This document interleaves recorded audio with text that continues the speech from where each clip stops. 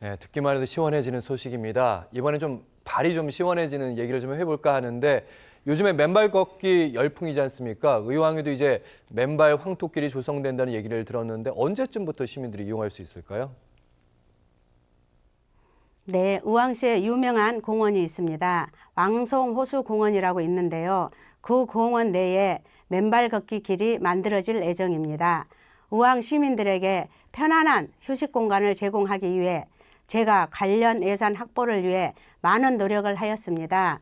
맨발 걷기 길은 황토길 200m, 마사토길 800m로 각각 조성이 될 예정이고요. 이번 달 공사를 시작하여 8월에는 공사를 모두 마치고 의왕 시민들이 이용할 수 있을 것으로 예상됩니다. 맨발로 걷는 것이 건강에 좋다고 알려져 있잖아요. 자연 친화적인 설계를 통해 의왕 시민들이 자연과 소통하며 건강한 산책을 즐길 수 있는 명소로 거듭나길 바랍니다. 해결해야 될 지역구 현안 상당히 많은데요. 아까 그 급식실 종사자 관련 조례도 있었고 이번에는 이제 급식실 현대화 관련 여러 가지 시설 관련된 여러 가지 애를 쓰고 있다고 제가 들었습니다. 의왕시에서 급식실 현대화 사업이 필요한 그런 학교들 어디를 꼽을 수 있을까요? 네, 고천중학교라고 있는데요. 유해시설 없이 자연과 어우러진 주변 환경이 좋아서 인근 학부모님들이 선호하는 중학교입니다.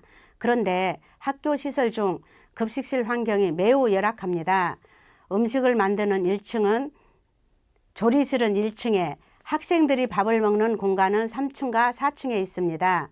조리 종사자분들이 음식을 만들어 3층과 4층까지 옮겨야 하는데 학교 시설 구조상 음식을 옮기는 동선도 매우 위험합니다. 무거운 밥솥, 대용량의 국 등을 옮기는데 경사가 있어서 힘이 더 많이 들 뿐 아니라 자칫 안전사고가 발생할 우려도 있습니다. 또한 엘리베이터가 음식을 옮기는 전용 엘리베이터가 아니다 보니 입구나 공간이 좁고 학생들도 함께 엘리베이터를 이용해 배시까지 걸리는 시간도 상당합니다. 고천중 학생 현원이 360명 정도 되는데요. 평균 학생 100명당 1명의 조리사가 배치되는 실정이라 영양사 한 분을 제외하고는 4분의 조리 종사자가 음식을 만들어 옮기고 배식까지 다 하고 있는 구조입니다.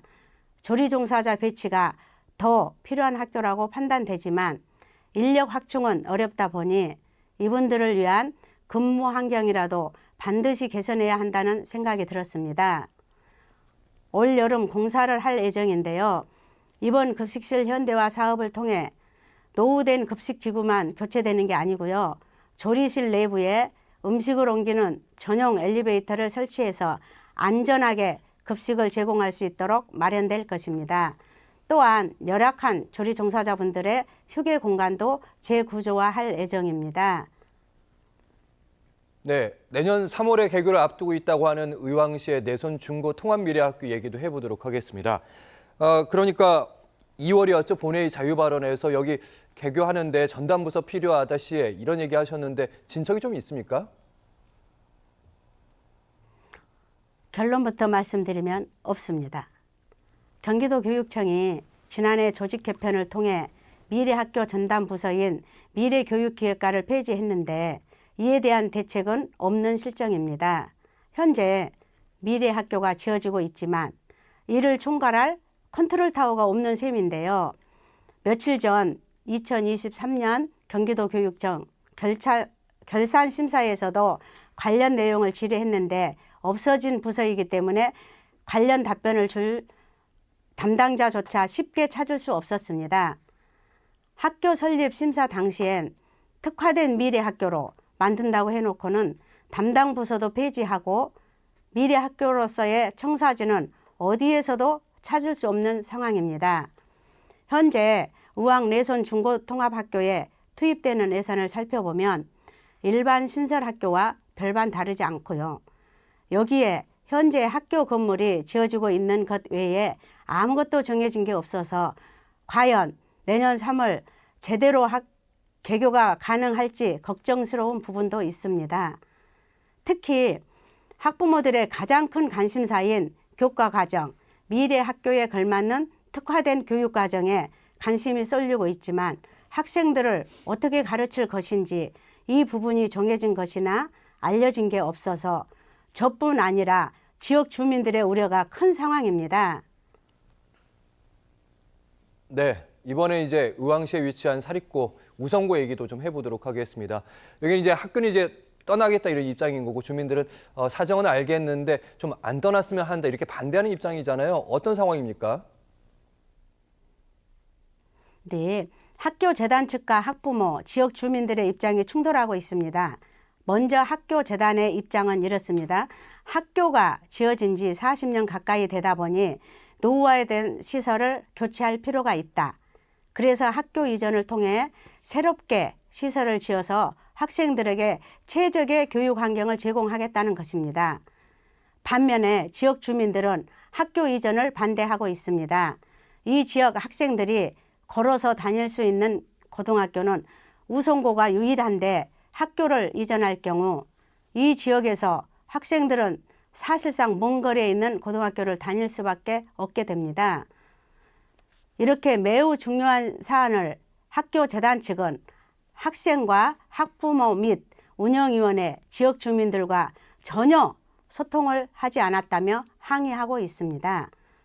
제가 확인을 해본 결과 교육지원청도 학교 이전에 대해 부정적인 입장인데요. 학교 이전 예정 지역은 이미 여러 고등학교가 있어 학교 쏠림 현상으로 지역교육 발전 불균형을 초래할 것이란 우려를 하고 있고요. 또 학교 재단에서 학생과 학부모, 지역 주민들과 소통과 협의가 없었다는 점도 문제 삼고 있습니다. 학교와 학생, 학부모들이 모두 만족할 수 있는 해법을 찾아야 하는 상황인데요. 교육상임위에서도 의정활동을 하고 있는 의원으로서 가교 역할을 통해 지역 현안을 해결해 나가도록 노력하겠습니다. 네, 마지막으로 도민께 드리는 말씀 듣겠습니다. 네, 현장에 답이 있다는 저의 신조대로 제11대 후반기 경기도의회에서도 1,400만 경기도민의 삶의 질 향상과 경기교육 발전을 목표로 현장을 직접 발로 뛰며 지속 가능한 정책과 개혁을 세우는데 힘쓰겠습니다. 지켜봐 주시고 많은 격려와 응원 부탁드립니다. 감사합니다. 네, 지금까지 김옥순 경기도의회 의원과 함께했습니다. 고맙습니다.